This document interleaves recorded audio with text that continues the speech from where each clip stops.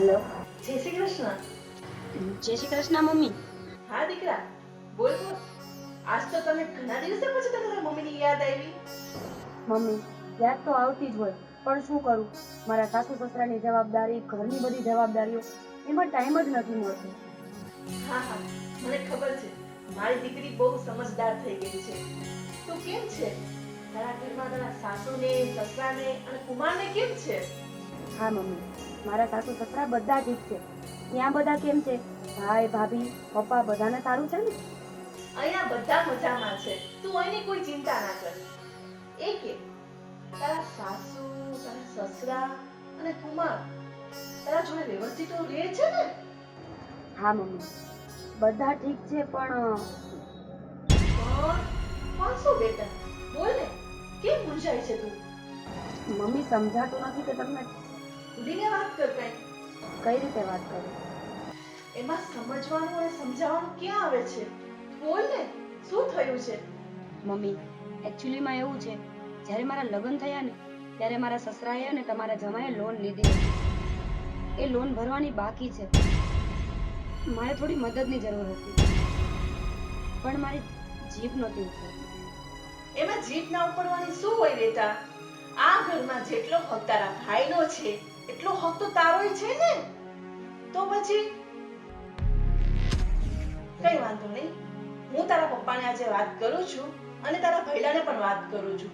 તું કઈ ચિંતા ના કરતી. બોલ, તને કેટલી રકમ જોઈએ છે? મમ્મી આમ જોવા જઈએ ને તો ઘણી બધી લોન તો ભરાઈ ગઈ છે, પણ 1 લાખ રૂપિયા જેવું હજી લાગી જશે. મારો મતલબ એટલી મદદ જોશે. હા બેટા, તું કોઈ ચિંતા ના કર. હું તારા પ્રોબ્લેમનું સોલ્યુશન કરી અને તને હું કહીશ. હા મમ્મી. અને મમ્મી આમ પણ તહેવાર આવે જ છે, દિવાળી આવી રહી છે, તો હું વિચારું છું કે હું આટો પણ મારી જાઉં અને પૈસા પણ લેતી જાઉં. અરે બેટા, કીધું તો ખરા, આ ઘર તારું જ છે. એમાં કઈ પૂછવાનું થોડું હોય. તું આવી જ જાજે. ભલે મમ્મી, તો પાકું રહ્યું, હું દિવાળી કરવા આવું છું. હા હા, તું પહોંચી જા ને એટલે મને કહેજે. ભઈલો તને બસ સ્ટેન્ડ લેવા આવી જશે. ભલે મમ્મી, તમે પણ તમારું ધ્યાન રાખજો. જય શ્રી કૃષ્ણ મમ્મી. હા બેટા, તું પણ તારા ઘરમાં બધાનું ધ્યાન રાખજે અને સાચવીને આવજે. જય શ્રી કૃષ્ણ.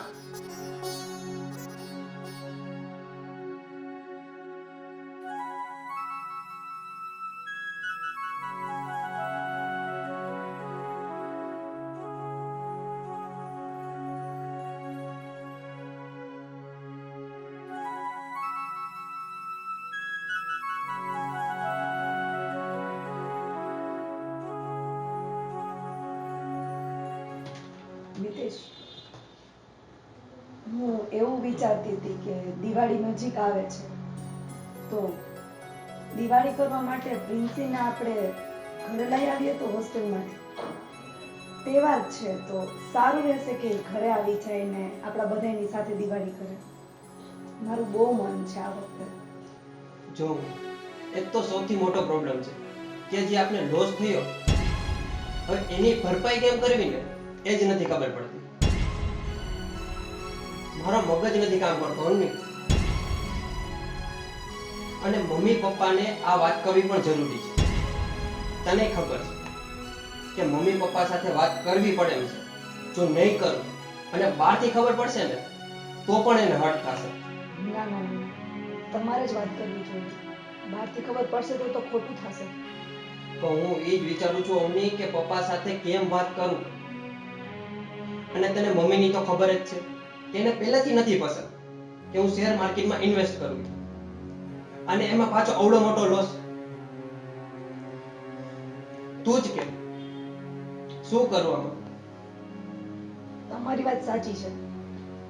કદાચ માની લ્યો કે આપણે પ્રિન્સીને વેકેશન કરવા બોલાવી પણ લીધી અને તમે મમ્મી પપ્પાને આ વાત કરો અને ઘરમાં કંઈ મોટો કંકાસ થશે તો પ્રિન્સીની સામે તો આપણે આ બધી વસ્તુ થવા જ ન દઈ શકીએ. એના ભવિષ્ય ઉપર અસર થશે. હું એ જ વિચારું છું અમ્મી કે એને બોલાવું, પણ એને કઈ રીતે બોલાવું આ પરિસ્થિતિમાં? સાચી વાત છે તમારી. અને મને તો એ નથી સમજાતું કે આ પરિસ્થિતિમાં આપણે શું કરવું. કેવી રીતે કરવું? હું શું કહું છું તમને, મીરા દીદીના ઘરમાં તો સારું જ છે ને, પૈસે ટકે ને બધી રીતે. તો તમે જીજાજી સાથે વાત કરી શકશો. જો એક વખત અત્યારે આપણે જીજાજી પાસેથી પૈસા લઈ લઈએ અને આપણે આ જે લોસ છે એના પૈસા આપી દઈએ, પછી આપણે એમને આપી જ દેવા છે ને, આપણે ક્યાં રાખવા છે એ પૈસા? તારી વાત તો સાચી છે અવની, પણ મન નથી માનતું, શું કરું? જો નિતેશ, કોઈ બહારના સામે હાથ લાંબો કરવો ને એના કરતા ઘરના અને ઘરમાં વાત ઢોકાઈ જાય ને એ વધારે સારું રહેશે. તમને ખબર છે નાતમાં આપણો જે પ્રમાણે મોભો છે, આ વસ્તુ બહાર પડશે તો પપ્પાનું નામ ખરાબ થશે, તમારું નામ ખરાબ થશે. તારી વાત તો સાચી છે. એક કામ કર, આપણે એની સાથે વાતચીત તો કરી, શું કહે છે, અને બીજો કોઈ રસ્તો પણ નથી. પણ એના માટે મમ્મી પપ્પા સાથે તો વાત કરવી પડશે ને. પહેલા એમને વાત કરવી પડશે કે આટલો લોસ થયો છે, અને ત્યાર પછી એમને એ પણ વાત કરવી પડશે કે જીજાજી સાથે વાત કરવી છે. અગર મમ્મી પપ્પા પરમિશન આપશે તો જ આપણે આગળ વધી શકશું ને. પણ એ જ વિચારું છું કે મમ્મી પપ્પા સાથે કઈ રીતે વાત કરું. છો હિંમત તો કરવી પડશે ને. જે વસ્તુ થઈ ગઈ છે એને બહાર તો લઈ આવવી પડશે. અને જેમ તમે કીધું એમ જ, આજ નહીં તો કાલ કોઈ બહારના માણસોથી ખબર પડશે તો. હું એ જ વિચારું છું. કારણ કે પપ્પાને તમારા ઉપર બહુ અભિમાન છે કે મારો દીકરો, અને જો આ જ વસ્તુ પપ્પાને બહારથી ખબર પડશે ને તો પપ્પા બહુ હર્ટ થશે. મને એ જ વસ્તુની બીક છે અવની.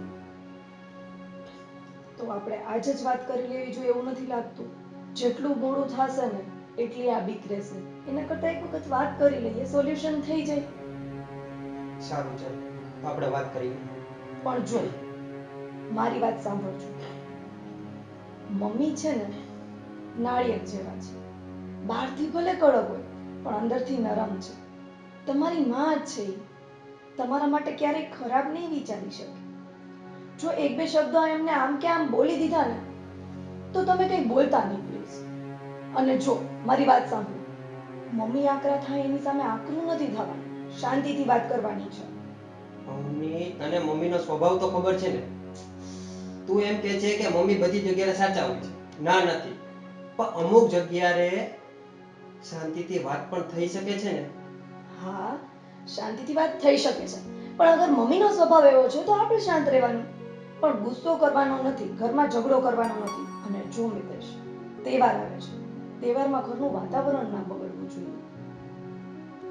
સારું, ચાલ. જો મમ્મી કાંઈ બોલે અને હું ગુસ્સે થાવ તો દર વખતની જેમ તું સંભાળે છે ને એમ તારે સંભાળવું પડશે. બોલ. ભલે લ્યો, તમે શાંત રહેજો બસ, બાકી બધું થઈ જશે. સારું, ચાલ. હા.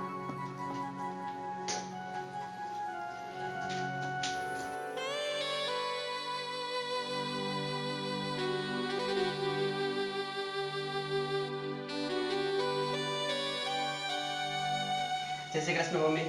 જય શ્રી કૃષ્ણ. જય શ્રી કૃષ્ણ મમ્મી. જય શ્રી કૃષ્ણ બેટા. સારું કર્યું નિતેશ, તું આવી ગયો. મારે તારી સાથે વાત કરવી હતી. હા મમ્મી, મારે ને અવનીને પણ તમારી સાથે વાત કરવી છે, પણ પહેલા તમે કહી દો પછી હું વાત કરું. તને તો ખબર જ છે ને બેટા કે મીરા અમારી એકની એક છોકરી છે અને તારી લાડકી બેન છે. તો એને કઈ મદદની જરૂર હોય તો આપણે એને મદદ કરવી જોઈએ ને, બરાબર ને? બરાબર, પણ મમ્મી વાત કંઈક બીજી છે. શું વાત છે? વાત જાણે એમ છે બેટા કે મીરાનો હમણાં જ ફોન આવ્યો હતો. એના સાસુ સસરાએ કંઈક લગ્ન વખતે લોન લીધેલી હતી, તો એ લોન પૂરી કરવા માટે એમને પૈસાની જરૂર હતી. તો એટલે એને મને કીધું અને મેં એને હા પાડી દીધી. બેટા એને 1 લાખ રૂપિયાની જરૂર છે.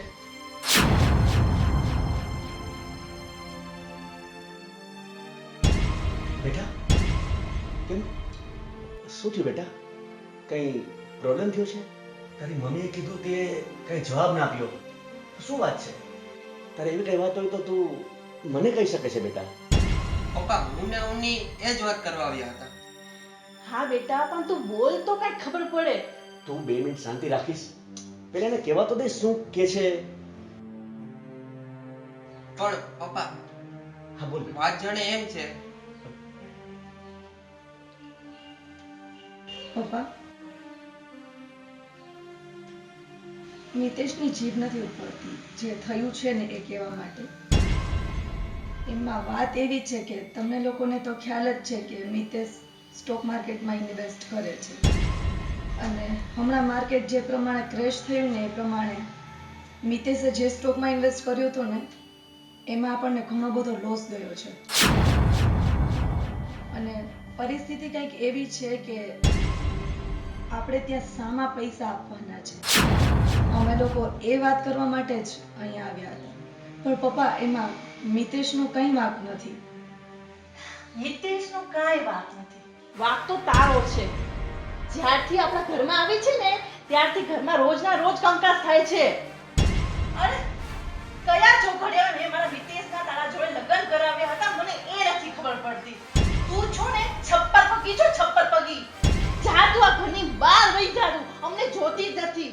તું કઈ જાઈસ ને તો અમારા ઘરમાં શાંતિ થશે, શાંતિ. મમ્મી તમે શું બોલો છો? આમાં અવનીનો શું વાંક છે? વાહ, તું એ તારી ઘરવાળીના પક્ષમાં થઈ ગયો છો.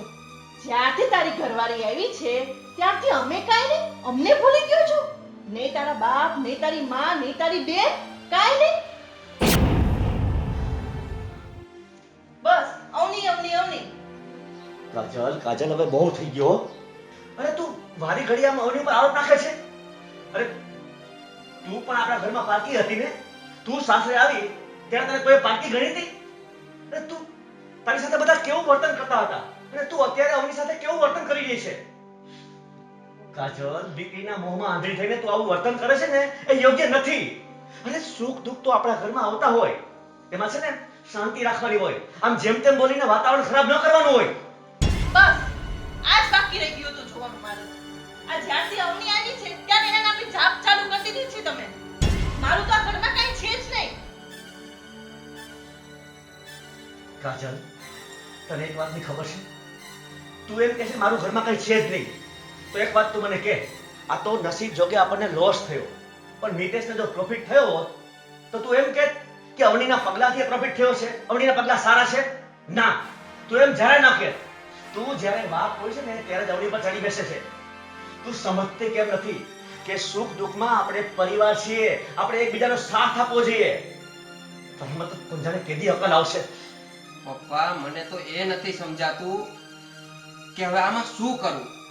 તમે મને કઈક રસ્તો બતાવો. બેટા, તું જરાય ચિંતા ન કર. આપણે બધા સાથે મળીને કોઈક રસ્તો જરૂર કરીશું. અવની બેટા, તું એક કામ કર, તું અત્યારે બધા માટે ચા મૂક, એટલે વાતાવરણ થોડું ઠંડુ થાય. હા. અને હું પણ કંઈક વિચારું છું કે હવે શું કરવું.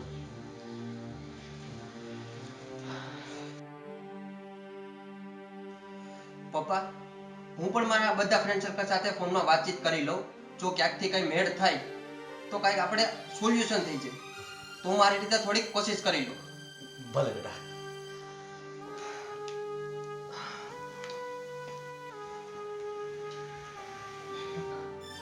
હવે હું શું કરું એને મને કાંઈ ખબર નથી પડતી.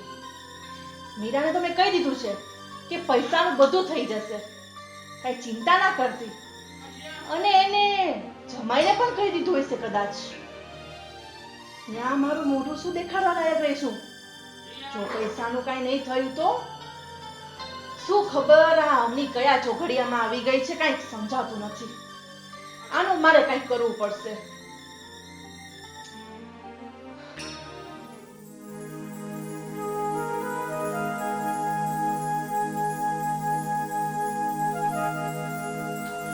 અયો મહારાણી, ક્યાં ગઈ?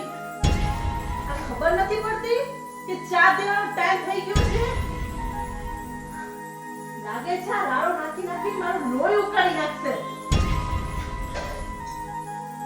અવની, આવ મમ્મી, આ જલ્દી ગુડાવો.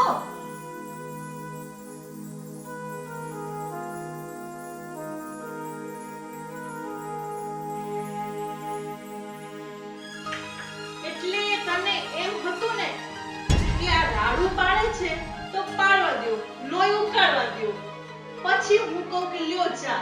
એમ જ ને? તારા મગજમાં નક્કી એવું જ કાંઈ હતું. અરે ના ના મમ્મી, હું શું કામ તમારી સાથે એવું કંઈ કરું?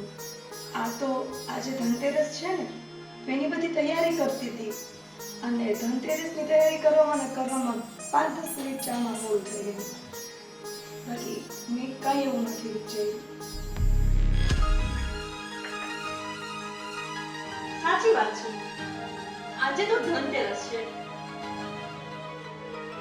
તો તને એમ નથી લાગતું કે આપણા ઘરમાં ધન આવવું જોઈએ? એક કામ કરીએ આપણે, તારા બાપને ફોન ન કર અને એને કે પપ્પા, મારા ઘરવાળાના ધંધામાં લોસ થઈ ગયો છે, મને પૈસાની જરૂર છે, પૈસાની સગવડ કરી આપો. સમજાણું? મમ્મી, તમને તો ખબર જ છે કે મારા પપ્પાના ઘરની પરિસ્થિતિ કેવી છે. મારો ભાઈ હજી તો ભણે છે, અને મારી નાની બહેનના લગ્ન પણ બાકી છે. આમાં મારા પપ્પાએ મારા લગ્ન માંડ કરાવ્યા.